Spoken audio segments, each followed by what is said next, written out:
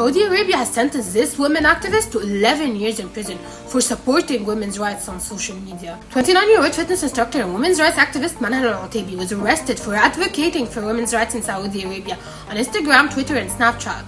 In 2019, al-Otaibi had praised social reforms introduced by Crown Prince Mohammed bin Salman to expand women's rights in the kingdom. The reforms include lifting a ban on women driving and changing the dress code so that women would no longer be required to wear an abaya, a long, loose-fitting robe. But she was arrested in 2022 for calling for an end for the male guardianship system, which requires women to have a male guardian to make critical decisions about their life, like travel, marriage, work, and accessing healthcare.